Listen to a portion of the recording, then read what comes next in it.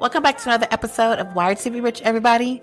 If you're actually building something and not just a side hustle you post about twice a month, no shade, but a real revenue generating, industry shifting asset, you already know the penalty for letting the wrong person inside your ecosystem. One sloppy deal tanks the whole balance sheet. One leech with good branding will burn through your capital, your focus, and your mental bandwidth while looking good in the group photo. Now run the same audit on your love life. That person that's in your bed, that's not a +1. That's a stakeholder in your peace, your energy, and your future equity. They get voting rights on your mood, your decision making, and how much gas is in your tank when it's time to make your next move. If you wouldn't give a stranger 50% of your company without a background check, a portfolio review, and a binding contract, why would you give someone unrestricted access to your mind, your calendar, and your emotional reserves with zero vetting? That's not romance, that's malpractice. And here's the real danger. Chemistry is emotional PR. It's a curated Instagram feed of human connection. It can make red flags look like brand colors and liabilities feel like passion. Lust will have you waving clauses you'd sue over in any other transaction. And most people, they're not evil. They're just not engineered for your operating system. They don't have the processing power. They can't scale. They collapse under pressure. They burn through resources faster than they can replenish them. And they'll ask you to run your empire on low power mode just to make them feel safe. When you're ambitious, unfiltered, and scaling fast, you become a mirror for people's insecurities. If they don't have the capacity, they'll try to cap yours. They'll call your drive too much because it exposes how little they're willing to give.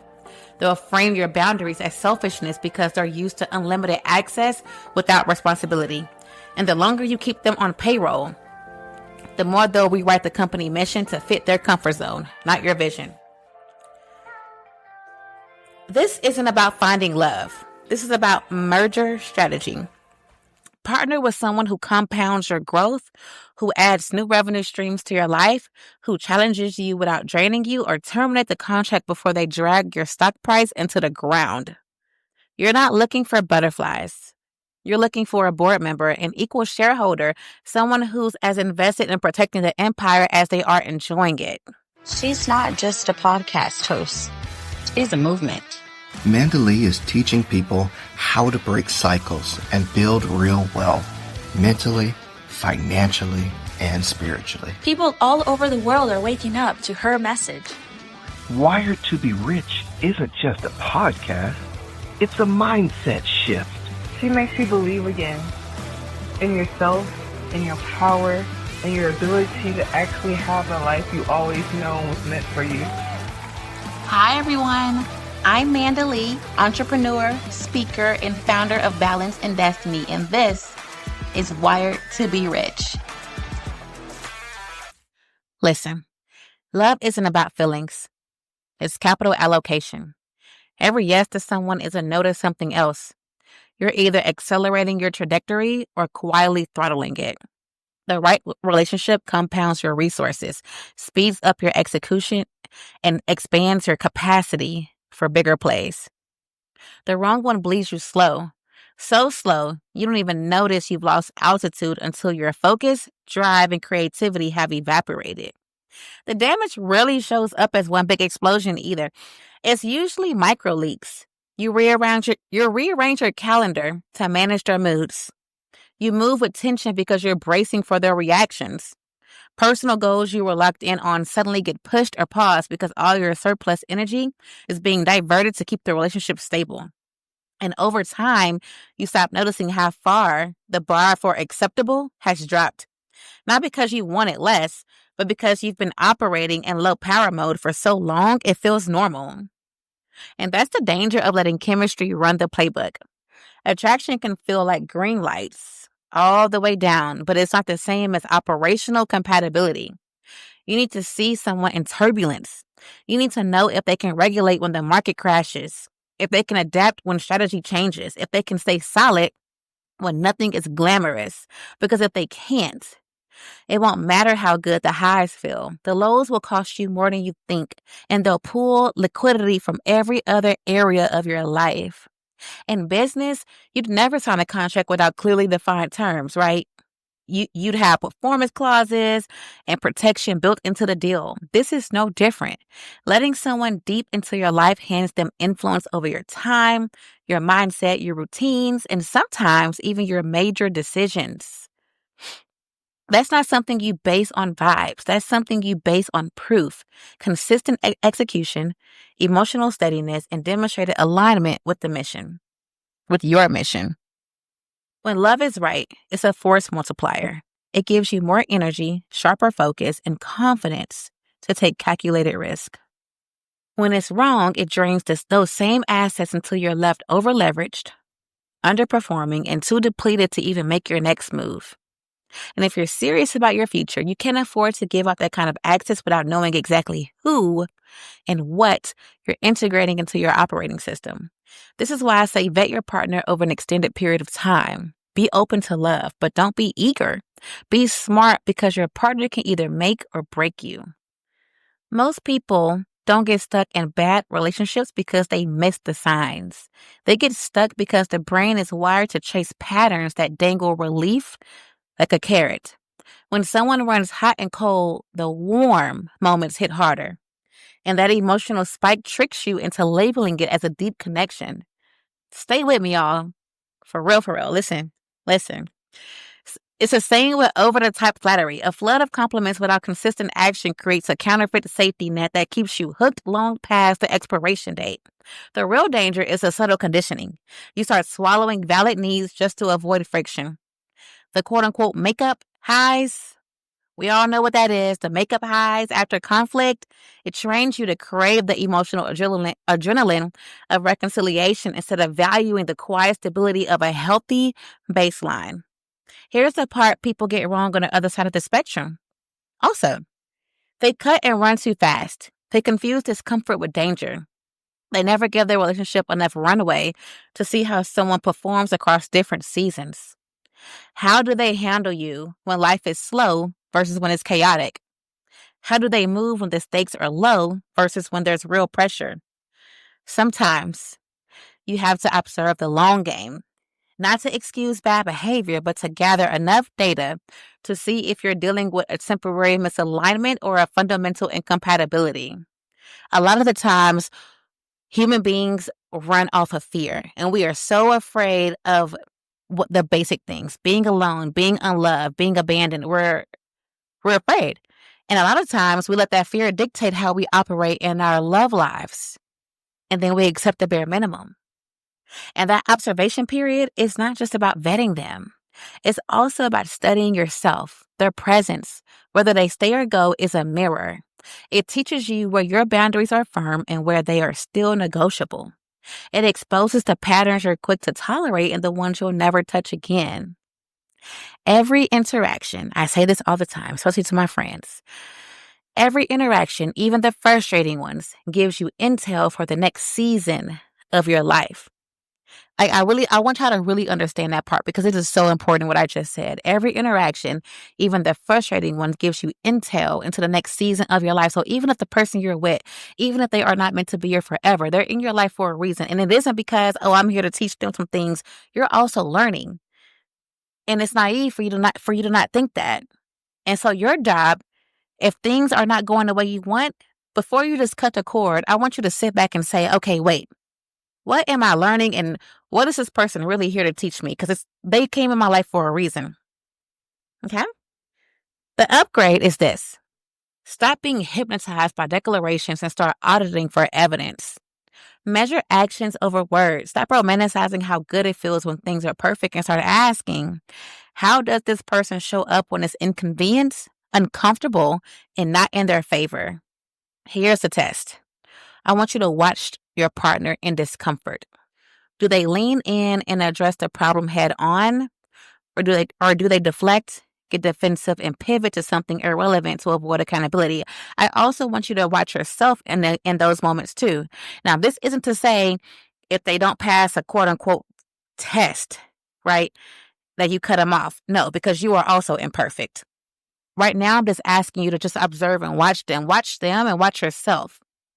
That tells you whether you're dealing with someone who can weather storms without sabotaging the structure or someone who only thrives when conditions are ideal. Now, also, you can flip that back to yourself too. It teaches yourself that. Can you handle storms?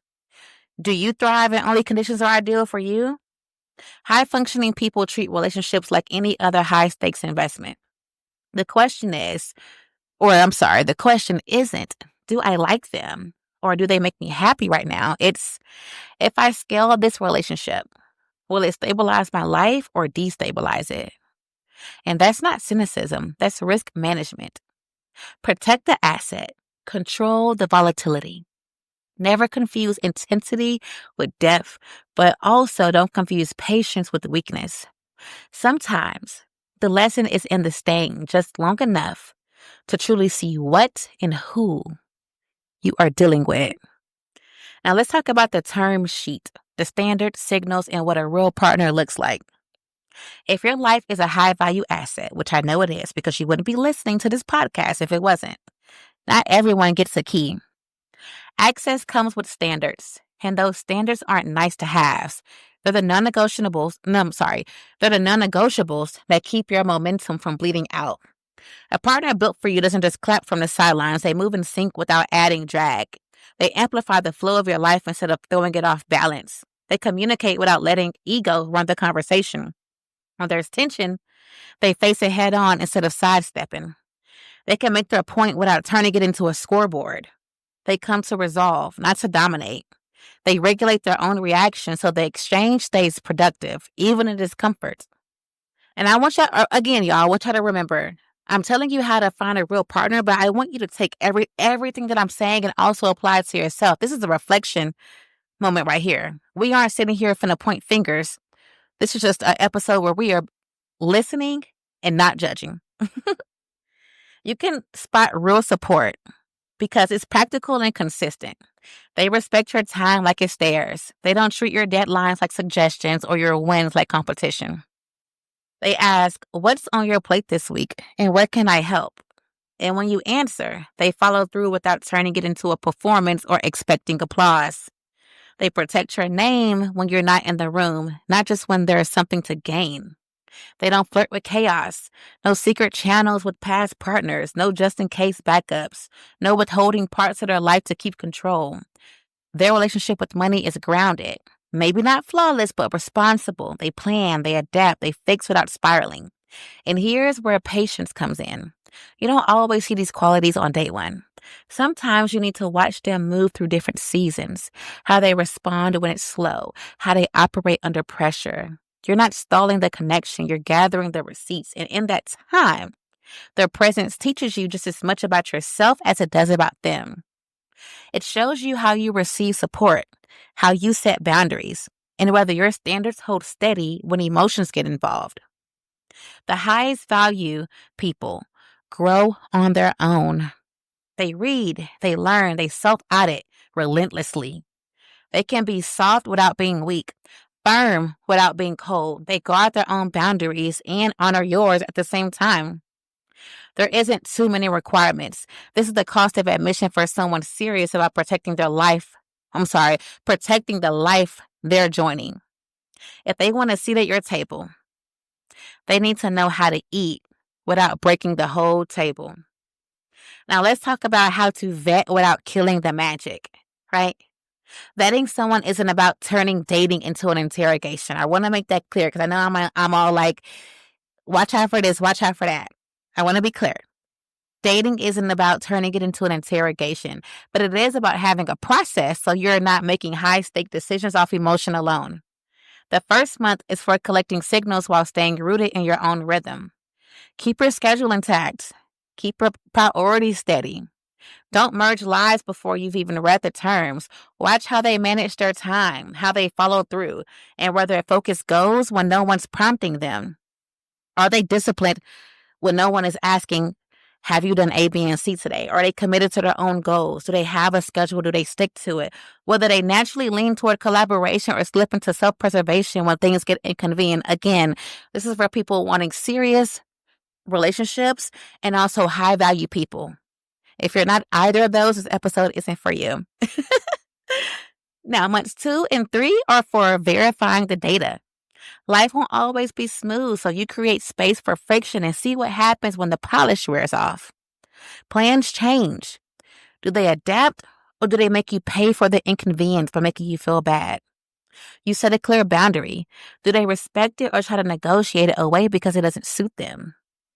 You share something personal and then take a step back. Do they honor the breathing room or push for faster closeness to control the pace? These aren't games. They're stress tests, and stress tests reveal if someone can operate as a partner when conditions aren't perfect. This stage is also where you let them see the unfiltered version of your life, the early mornings, the stacked deadlines, the spirals, the moments you choose the mission over the moment. Choose rest over going out. The right fit won't guilt you for it. They'll step in with unprompted support, clearing a task, making sure you eat before a heavy day, guarding your focus when you're locked in. In parallel, scan their ecosystem, y'all. Because you're here to also support them too. But I also want you to observe, do they have solid, long-standing friendships that go both ways and show emotional stability? Look at the mentorship. Are they giving or receiving it? That signals that they value growth beyond themselves and they're willing to extend it to other people. That's very important. If everyone in their orbit is temporary, reactive, or steeped in drama, understand that churn follows people and you won't be the exception.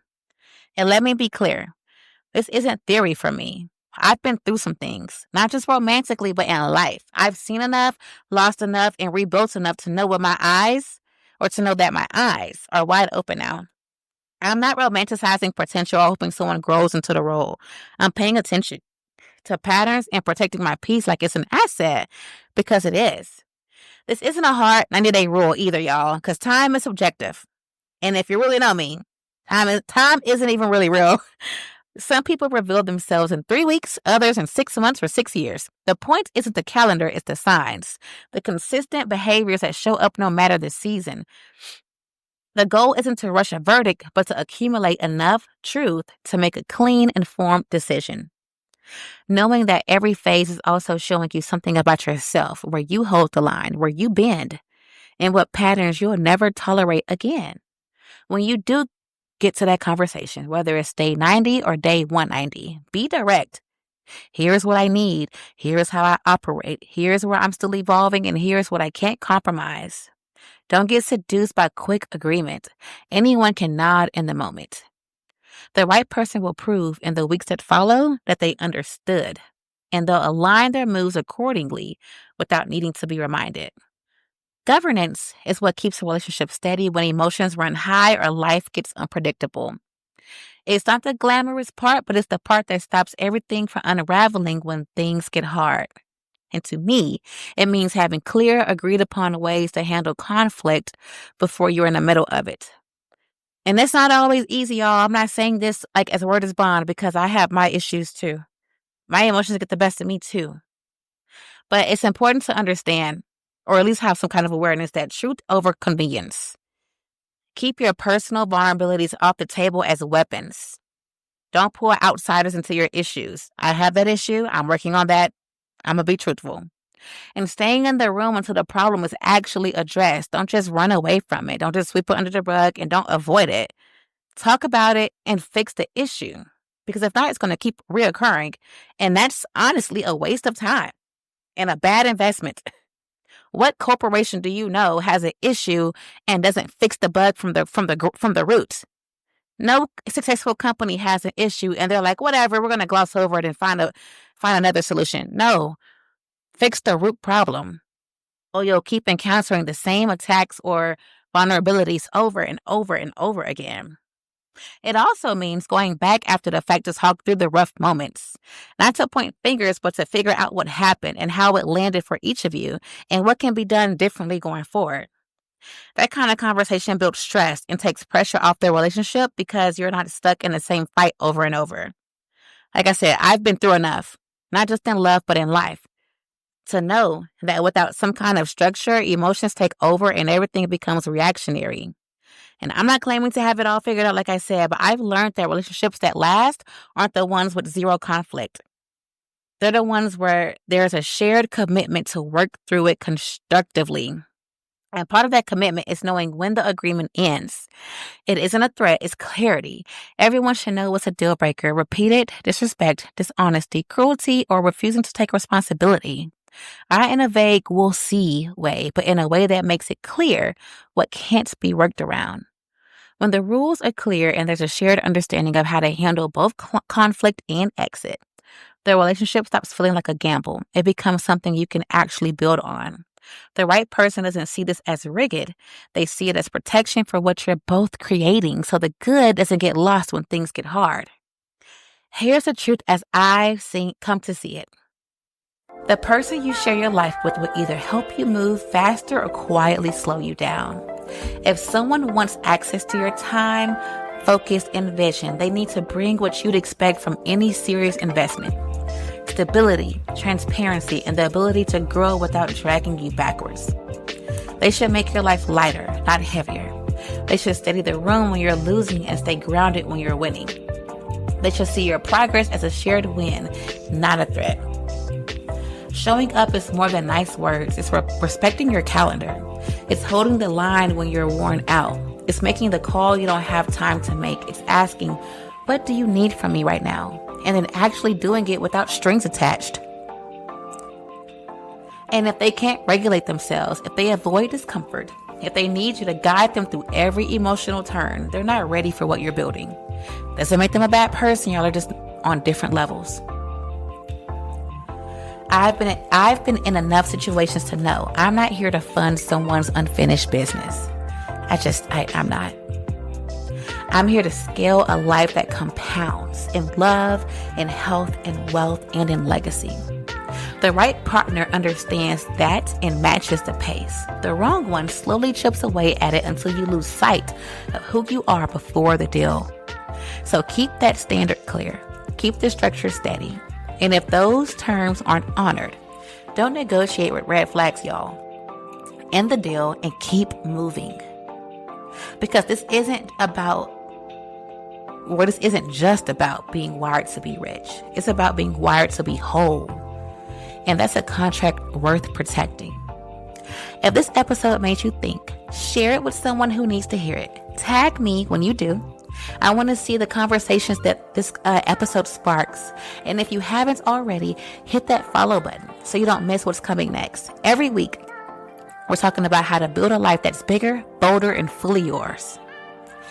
This is Wired to Be Rich, and I will see y'all next week. Bye.